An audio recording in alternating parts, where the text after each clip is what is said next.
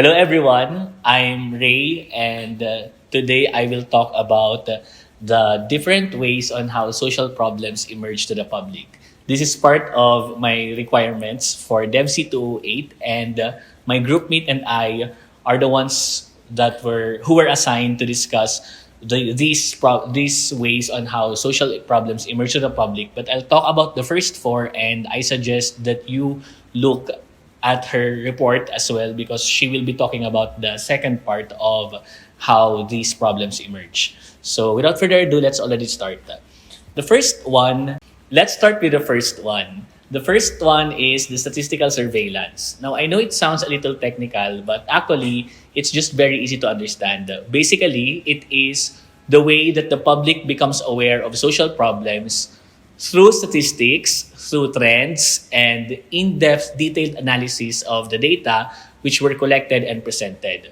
So I'm sure that all of you are aware of what the Pulse Asia surveys do and what kinds of data we can get from the Philippine Statistics Authority or any kinds of those data gathering agencies. The results of these kinds of surveys and surveillances bring about social problems to the public. This is usually done in order for the stakeholders to gain insights on the realities that affect the public. Like, for example, the demographics on the population of the country. That's one way by which statistics is used in our daily lives, or even as simple as the COVID-19 deaths. Remember back then during the pandemic when every day we would take note of the fact that the number of cases have already risen, the number of cases have been declining. So those are all statistics. But surveying and analyzing the trends and how these are fluctuating or moving help us to be more aware of social problems. So let's talk about it in detail. Who here has Twitter? So yung mga may Twitter dyan, okay. If you have Twitter, I'm sure you are familiar with how trends work. Like when they say that something is trending, so a topic is trending, like for example, Liza Soberano is trending, or the US elections is trending, so something like that is trending. Twitter trends work by studying the statistics of a tweet. In fact, in frequently asked questions posted by Twitter, they talk about how the trends are determined by the number of people who like and interact with that. So one example by which Twitter trends have been impacted by statistical surveillance and how it has driven the way we can learn about social problem is this one. If you guys are familiar with Netflix and have seen Wednesday, yung may kamay na weird. The thing, yes, the thing. The fans of Wednesday call for Percy Hines White to be removed from the cast. Why? Because, syempre, when the movie was released, it trended on Twitter, and then they were reminded of how there were sexual assault allegations on this cast. So one of the most recent examples is this one, wherein he trended because there were resurfacing stories about him sexually assaulting about multiple girls with his friends back when he was still in high school. So more than a Hollywood scandal, the social problem that became emphasized among the public was that there are still sexual predators that continue to walk free. So that's a societal problem there. Despite of the horrible things that they were able to commit to other people, and that them being aware of their existence, these people were not afraid to report them, and it serves as a stepping stone to save others from being their potential victims. So this trend allowed people to be even more wary. They were made to be more aware of others, and it sent the message that regardless of how you look, regardless of how you act, and regardless of the first impression people have towards you, if they are not really as familiar as they could be, they won't take any chances and they won't trust them immediately. So that's the trend that the societal problem was able to bring about to the public. Second one is the special one-time quantitative studies. This is described as the way in which people realize social problems through data that was made available from a specialized study of an organization. So what does this mean? Special one-time quantitative studies. It's a one-time study, so it is Although it is quite similar with statistical surveillance that uses quantitative data, this tackles more of a special interest or a topic. So in layman's term, pwede natin siyang tawagin na it's a thesis or a dissertation or a research that is focusing on specific niche that it wants to talk about. So one very cool example that I have come across is this one. Ayan, si Ate Reg, the one UP student, one of the most recent examples belonging to the special one-time quantitative studies is a thesis about Asia's songbird, Regine Velasquez. So a UP student did a study on her, and it was entitled You Make Me Shine, the Gay Fandom of Regine Velasquez and the Making of a Gay Icon. The author, Wax Galang, had an in-depth discussion of what Regine Velasquez, the most legendary Filipina gay icon, and her impacts to the Filipino gay community, especially her contributions in empowering the said community. The Filipino Star ngayon even also published the story, including the anecdotal statement of Wax wherein he said that the reason for the conduct of research was because he had been a fan of the singer ever since he was a child, and she had a lot of influence on him growing up as a teenager. Now, despite the seemingly ridiculous and funny research topic, if we delve deeper, the societal issue that is being brought upon here is heavy and not something to be taken lightly. Because the paper was able to make people realize the social problem on undermining the experiences and influences of the Filipino gay community. So the main reputation that the community continues to have is that they are specifically for entertainment, or yung bakla daw is for comedic genres only, and this image continued to propagate to the point of having their real influences be watered down and not considered as an integral part of their development as gay people in the Philippine society. So when she brought about the topic of being studied upon si Regine, it was something that made people realize that the gays are so much more than just being put in a comedic bar or what. Parang the societal problem there was more of an acceptance on the LGBTQIA and how they should be perceived by the community. The next one is a special non-quantitative study, wherein it is defined as a way that people realize the existence of social problems through typical conversations, through observations, or even anecdotal data. Opposite to the kind of data which is central to what was defined in the first two methods, this specific method operates on qualitative means for people to become aware of social problems. An they can still be supported by quantitative data to stress the details, but generally, it's something that you can observe from other people. You need not do an in-depth data collection to notice that this is a social problem. Okay, let's talk about these examples. I'll show you these examples that I have come across while looking for ways to show how this works. Ayan, restaurant for rent. O kaya EDSA is for sale. Come on, EDSA being sold online or being sold like in these kinds of signages that are available that can be seen around the town. So how could EDSA be sold, or how does one even misspell restaurant? So the best example that could be attributed to this method is the realization of the declining reading and speaking literacy rate of the students here in the Philippines. I came across one immersion one time when I went to the city jail, and there was a story of a guy who was being asked to read the rosary.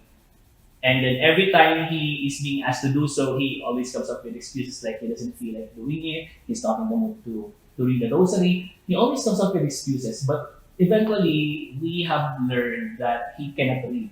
So kaya pala ayaw niya mag-rosary dahil inamin niya na he cannot read. So that's the declining of the others' requests for him to read is a telltale sign that he probably will not be able to do the job simply because he cannot read. And that is a huge societal problem.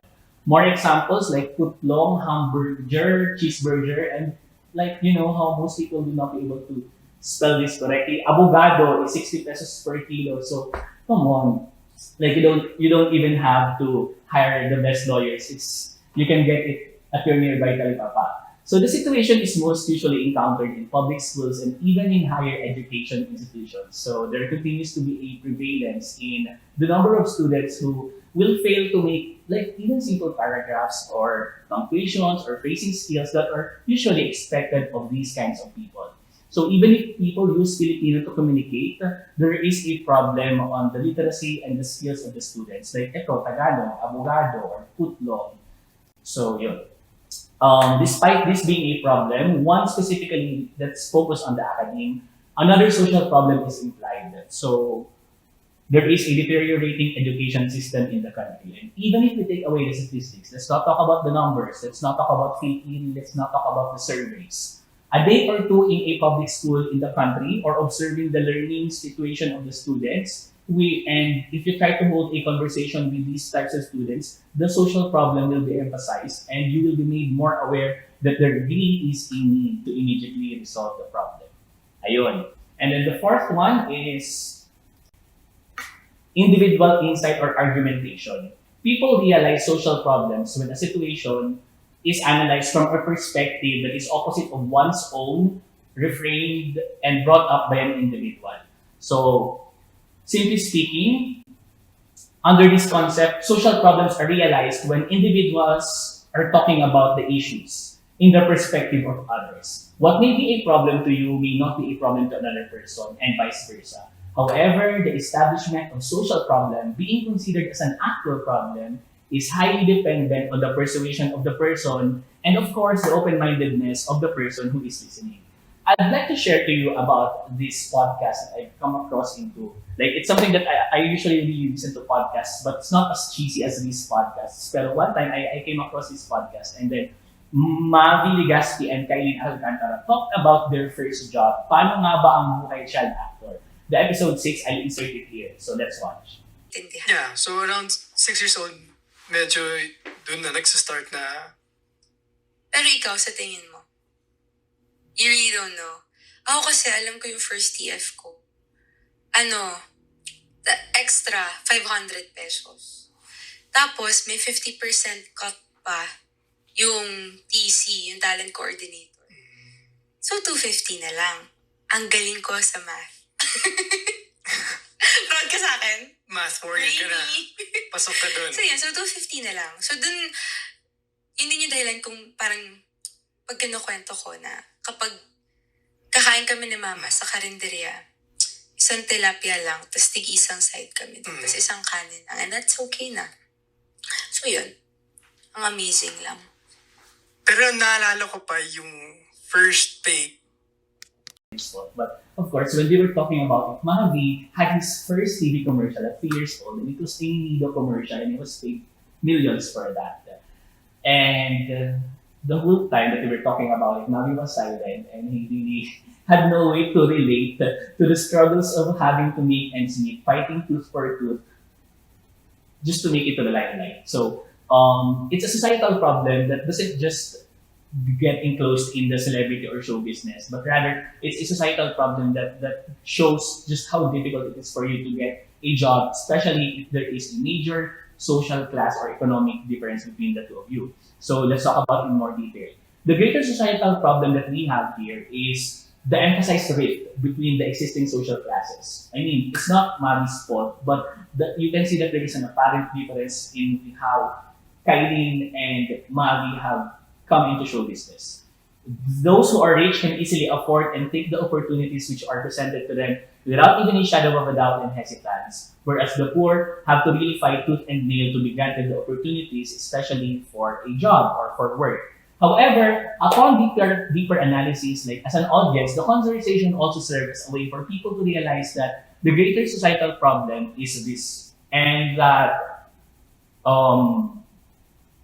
there will be a continuing problem in achieving equity in granting opportunities, but there will also come a time when the social class will serve as an even greater divide between people, which could influence the certain human acts and instincts, such as, for example, you want to help others or you respond to emergency situations and all.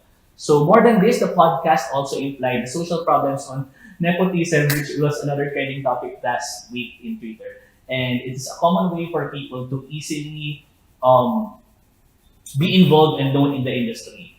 that the society that we have now and the rich continue to be richer and the poor continue to be poorer, or we spend every waking moment trying to get as rich as we could be. So, hindi naman tayo pinanganak mayaman. So, we can relate to Kylie. And also, Kylie hails from our province. So, I really know how she struggled and getting extra. She even studied in the school where I used to study. So, yeah, I have that. That's something that I can share. Anyway, I'm done to my closing statements. I've already been talking about for the past